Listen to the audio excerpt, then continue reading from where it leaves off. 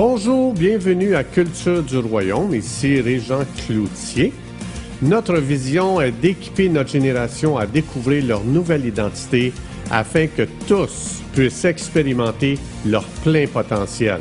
Pour en savoir plus, visitez notre site internet à cultureduroyaume.com. Bonne écoute!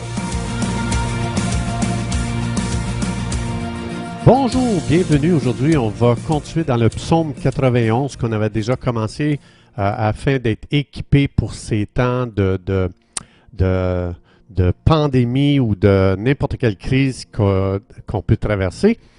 Donc, on est rendu dans le psaume 91, on est rendu au verset 14 et je vous lis ce verset. Ça dit, « Puisqu'il m'aime », ça c'est Dieu qui dit ça à nous, « Puisqu'il m'aime, je le délivrerai. Je le protégerai puisqu'il connaît mon nom. » Donc, puisqu'il m'aime, Dieu dit, je vais te délivrer, je vais te protéger parce que tu connais mon nom.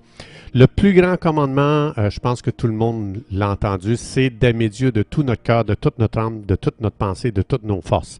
Maintenant, il faut savoir, quand on lit la Bible, on voit que Dieu nous aime éperdument. Dieu n'a jamais changé. Il nous a toujours aimés.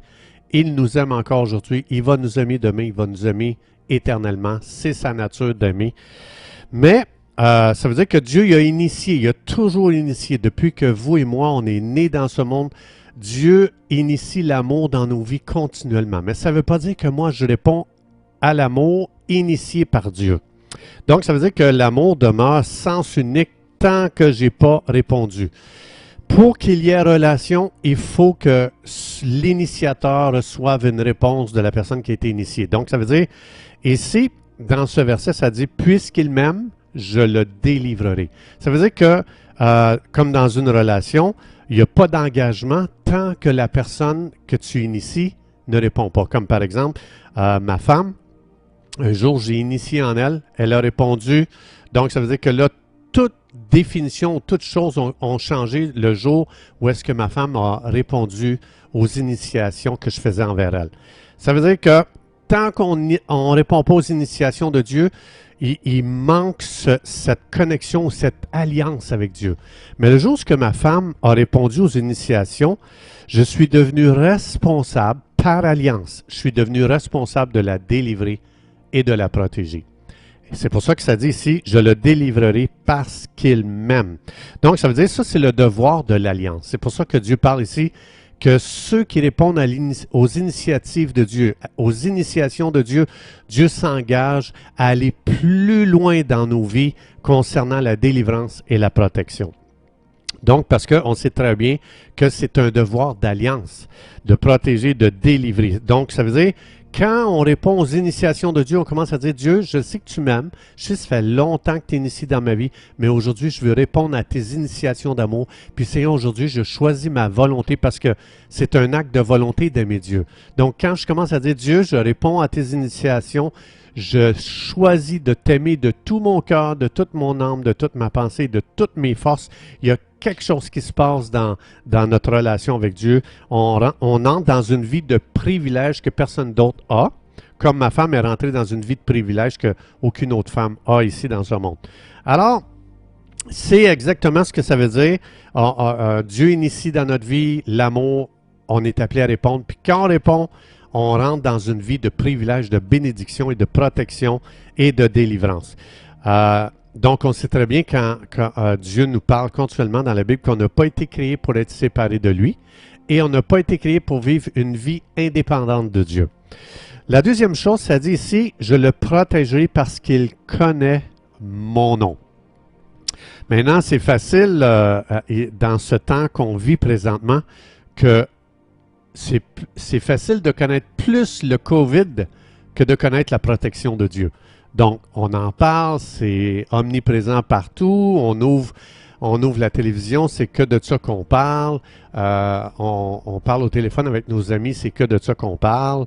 Et puis, mais ici, il dit quelque chose de très intéressant. Ici, dans ce que je veux dire, je ne suis pas en train de dire qu'il faut nier le COVID ou n'importe quelle pandémie ou n'importe quelle menace qu'il y a dans ce monde. C'est pas mon but dans ce que je vais développer ici.